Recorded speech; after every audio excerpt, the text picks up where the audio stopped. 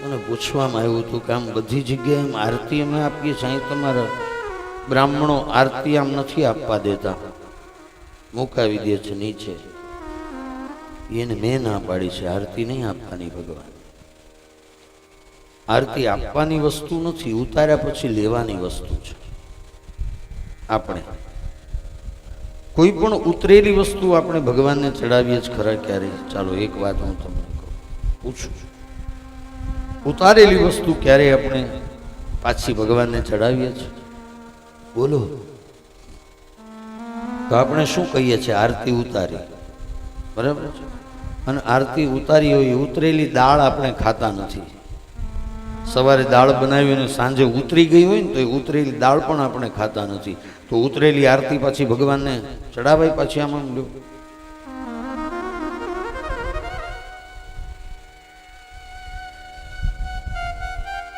અહીંયા એક શ્લોક છે ગોપી ગીતનો, 6થો શ્લોક છે. એના માધ્યમથી હું તમને એ સમજાવવા માંગુ છું. અહીંયા ગોપીએ કહ્યું છે કે વ્રજ જન આરતી હન. અહીં આરતી શબ્દ છે. વ્રજ જન આરતી હન, યાને કે ગોપી કહે છે કે વ્રજવાસીઓના દુઃખને દૂર કરનારા. આરતીનો અર્થ છે દુઃખ, અને આરતી શબ્દ આવ્યો છે આર્ત ધાતુ ઉપરથી. સંસ્કૃતમાં આર્ત ધાતુ છે અને એ આર્ત ધાતુ ઉપરથી આરતી શબ્દ આવ્યો છે. હવે આરતી એટલે દુઃખ, અને આર્ત એટલે પણ દુઃખ થાય. આપણે કહીએ છીએ ને કે આર્તનાદ. આર્તનાદ કહીએ. આર્ત એટલે માણસ જ્યારે પીડાથી પીડિત થાય ને ત્યારે આર્તનાદ નીકળે અંદરથી, અંદરથી અવાજ નીકળે, એને આર્તનાદ કહેવાય. અને આર્ત ધાતુ ઉપરથી આરતી શબ્દ આવ્યો. હવે આરતી એટલે ભગવાનની આરતી ઉતારવી, એટલે ભગવાનના દુઃખ ઉતારવા એવો અર્થ થાય. આપણે દીવાથી આમ ભગવાનના દુઃખ ઉતારીએ. હવે દુઃખ ઉતારી લીધા પછી પાછું આપણે કહ્યું કે લે તેરા તુજકો પણ ક્યાં લાગે મેરા, પહેલા તું લઈ લે, પછી વધશે દુઃખ તારા તો હું લઈશ. હે? તો એક જણાએ મને પૂછ્યું, મારી ચંપારણ્યમાં કથા હતી. હા, અને ચંપારણ્યમાં એક ભાઈએ મને પૂછ્યું, મારા ઉતાર પૂછવા માટે આવ્યા મને કે તમે આ ભગવાનના પાપ ઉતારવાનું, પાપ ઉતારવાનું. મેં કીધું પાપ નહીં, વિડીયો શૂટિંગ થાય છે, તમે સાંભળો. ભગવાનના દુઃખ ઉતારવાની વાત કરી છે. તો કે હા હા, દુઃખ દુઃખ, હા એ બરાબર છે, બોલ. તો કે એ ભગવાનને કયા દુઃખ હોય વળી? મેં કીધું વાત તારી સાચી ભાઈ, ભગવાનને કયું દુઃખ હોય?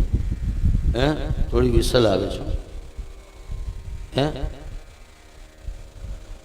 તો ભગવાનને કયું દુઃખ હોય? આવો એણે મને પ્રશ્ન કર્યો. મેં કીધું બેસ આપણે ચર્ચા કરીએ, ભગવાનને કયું દુઃખ હોય. આમ તો ભગવાનને દુઃખ ન હોય, પણ છતાં મારા કેટલાક પ્રશ્નો છે. તું પ્રશ્ન કરે છે ને હું તને પ્રશ્ન કરું, એનો તું જવાબ આપ. કહું કરો, આપો જવાબ.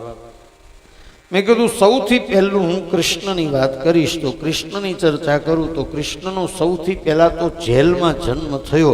આ જેલમાં જન્મ થવો એને દુઃખ કહેવાય કે સુખ કહેવાય? તમારા શબ્દોમાં બોલો. હે, સુખ કહેવાય.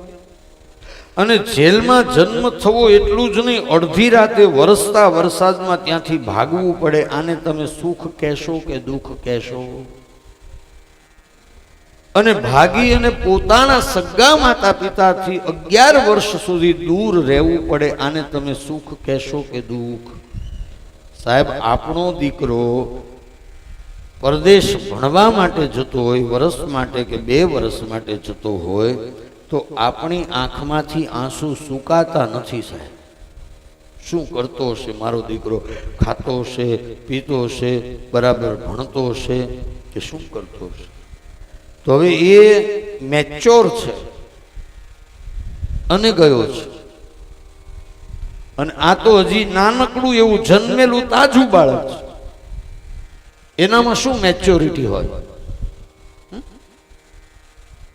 તો એની માને ચિંતા નહીં હોય મારા બાળકને કેમ સાચવતા હશે, બરાબર સાચવતા હશે કે નહીં, એને ટાઈમે દૂધ પીવડાવતા હશે કે નહીં, નવરાવતા ધોવરાવતા હશે કે નહીં, ન ચિંતા હોય તો આને સુખ કહેવાય કે દુઃખ? બોલો, તમારા શબ્દોમાં મારે સાંભળવું છે. હે પછી આટલી નાની ઉંમરમાં આટલા બધા રાક્ષસો મારવા આવે, એમાં પોતાની માસીને મારવી પડે, પોતાના મામાને મારવો પડે, આને દુઃખ કહેવાય કે સુખ કહેવાય?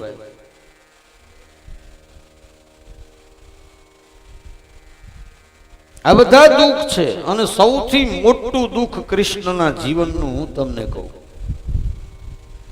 કે જે કૃષ્ણને આખી દુનિયાએ માન્યા, એની વાતોનો સ્વીકાર કર્યો, એ જ કૃષ્ણને એના પરિવારે માન્યા નહીં અને સ્વીકાર પણ ન કર્યો. યાદવ કુળ જેને આપણે કહીએ, યાદવોએ ભગવાનની એક વાત નથી માની. બોલો, ભગવાને યાદવોને કહ્યું હતું 4 વસ્તુથી તમે દૂર રહેજો. એમાં સૌથી પહેલું, બ્રાહ્મણનો અપરાધ ન કરતા. બીજું, સ્ત્રીનો અપરાધ ન કરતા.